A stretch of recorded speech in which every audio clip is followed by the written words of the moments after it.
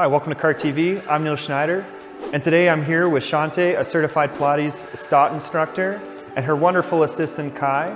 And today they're going to show us a series of movements for spinal mobility to decompress, open up that spine, and perhaps even grow an inch or two.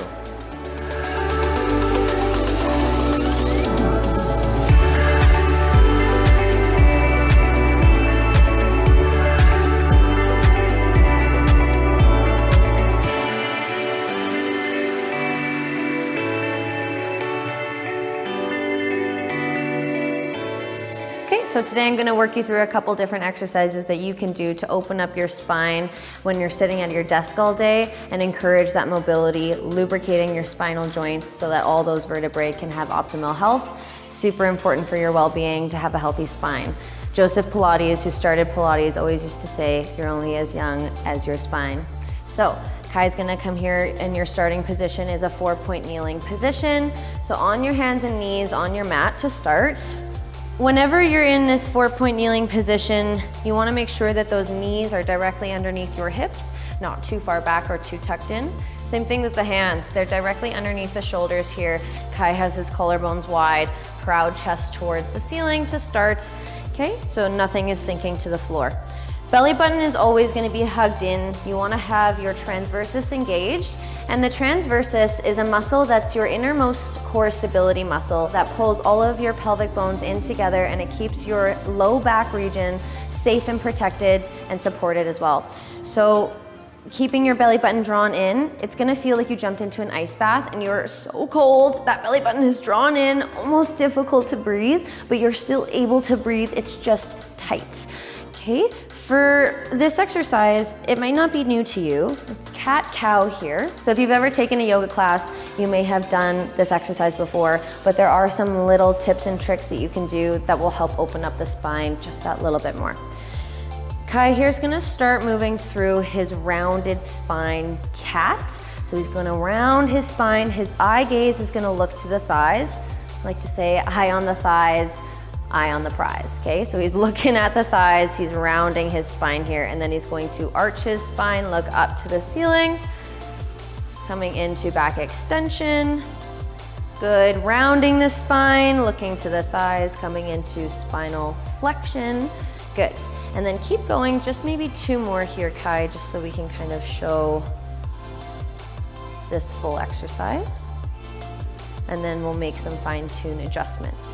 Okay, so lengthening out from tail to head. Good, so now just be long from tail to head, neutral in your spine.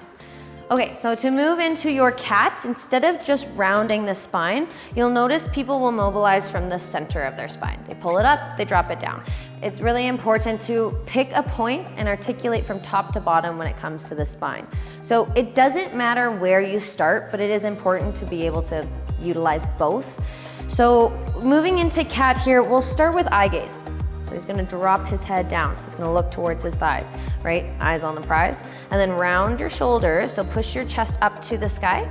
But then rounding the spine here, the last to drop is his tail. So he's gonna squeeze his glutes that last second, articulating from his head to his tail.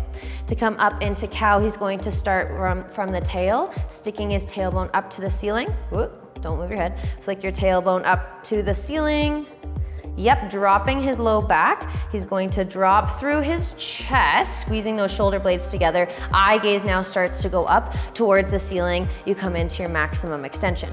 Good, we'll start with the tail again now. So squeeze your glutes, tuck your tail, don't drop your eye gaze. Tuck your tail, round your spine, round, round, round. Press through the hands, rounding the shoulders, dropping the gaze, looking at the thighs.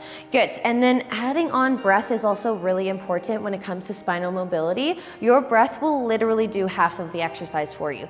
So as he inhales, he can let his eye gaze start to go up, dropping through the chest, taking a big breath in, slowly articulating, flicking his tailbone up. Big breath in.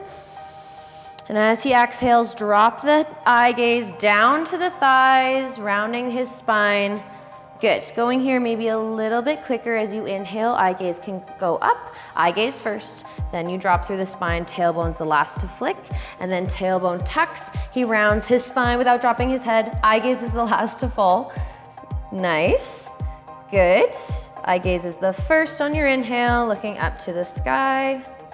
Good, carefully lowering down, flicking his tailbone up. And work through it. It won't be easy right away, just like Kai here, he's just moving through the different movements, slowly articulating, rounding your spine. Okay, and the better you get at this, inhaling to go up, taking your big breath in, opening the rib cage, you're allowing the front part of the ribs and the chest to open as you take your breath in. As you exhale, he's gonna close his ribs, utilize his core, which flexes your spine, and then comes into cat. So going through those different variations, if you have sore wrists, you can come down to the knuckles. It's not as comfortable, obviously, for the knuckles if you don't have a soft surface, but it'll also alleviate some of the tension on the wrists. So Kai here is demonstrating just that modification being on the knuckles. If you do have any hand weights available to you, holding on to those, if they're a larger hand weight, can also provide this wrist stability. But the benefit of the hand weights is you'll get that wrist strength.